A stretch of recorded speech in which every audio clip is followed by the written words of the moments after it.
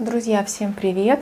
Приглашаю вас на обучение по балийскому массажу. Это глубокая релакс-техника. Вы можете научиться этому массажу онлайн и получить сертификат. Для этого вы можете перейти в описание к видео и перейти на мой сайт курсы массажа Ольги Бугановой. А сегодня я расскажу о том, какие есть правила для того, чтобы релакс-массаж, был максимально эффективным и чтобы он вообще случился для клиента. И самое главное, да вообще все эти составляющие, они все главные. А для меня, например, как для клиента, важно, чтобы в кабинете было достаточно комфортно и тепло. Второй момент, чтобы не было яркого света, как сейчас.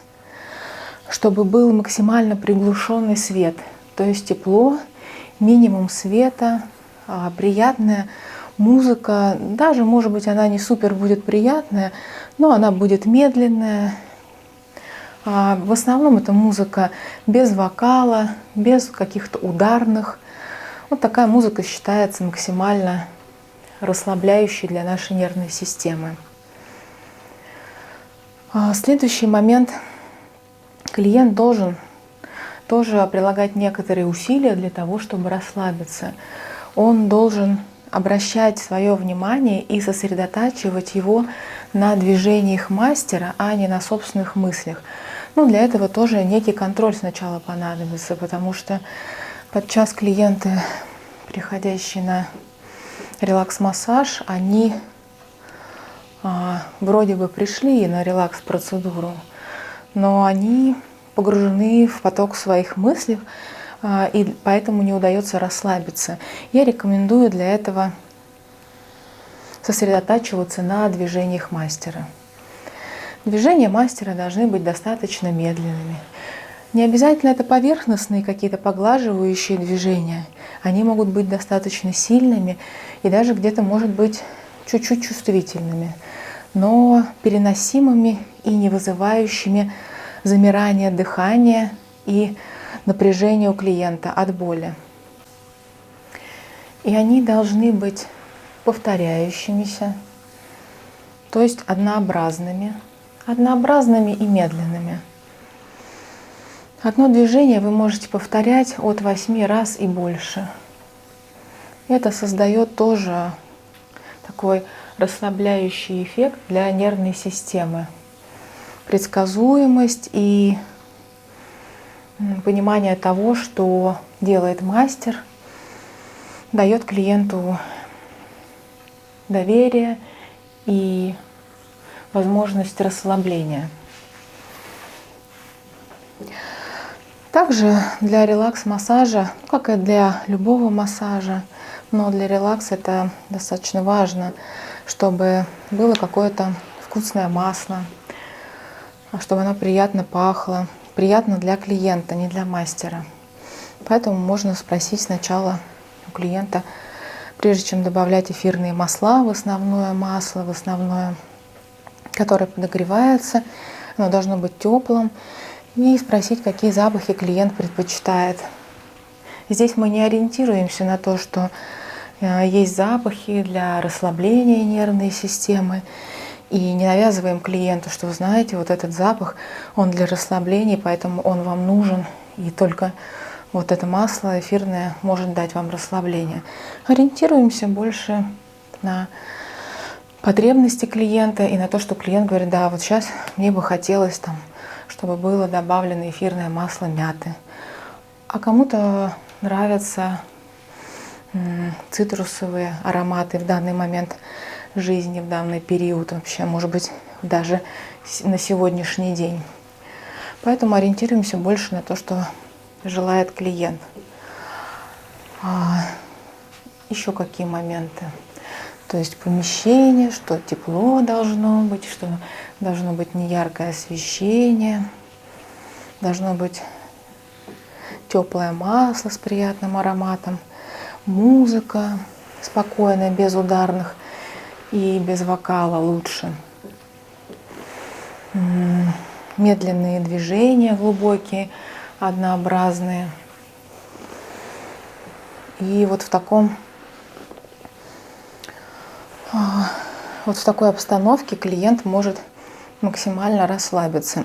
Напишите в комментариях, что вы еще считаете может помочь расслаблению.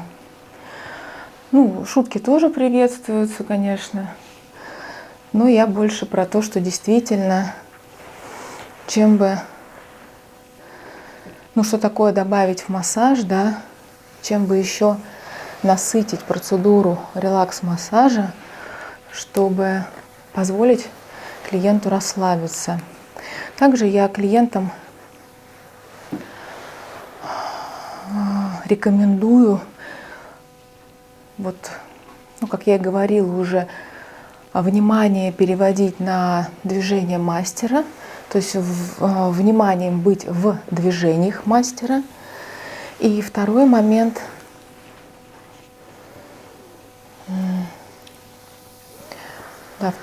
сейчас про него скажу. И пытаться вниманием быть еще в собственном дыхании. То есть если клиент, наблюдая за собой, чувствует, что его дыхание замирает, то акцент делает на выдох. И вообще при акценте на выдохе нервная система расслабляется. Очень часто бывает так, что клиенты приходят на массаж, уходят в поток собственных мыслей и забывают выдыхать. То есть они вдохнули, о чем-то начали думать, замерли. И, конечно, максимальное расслабление при таком состоянии, оно невозможно. Ну и тоже при релакс-массаже я стараюсь меньше клиента как-то просить о том, чтобы он там чаще переворачивался, сгибал ногу, и чтобы не держал мышцы, не сопротивлялся.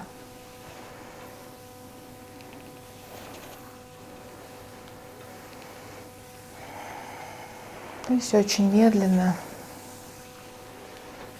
И, конечно, я полотенцами накрываю, чтобы клиент не замерзал на любом массаже, и особенно на релакс-массаже.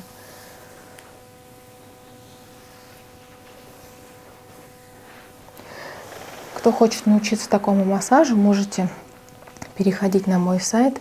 И релакс-техника балийского массажа, она достаточно такая глубокая. Я очень все тщательно, детально объясняю. Онлайн-урок длится около 5 часов.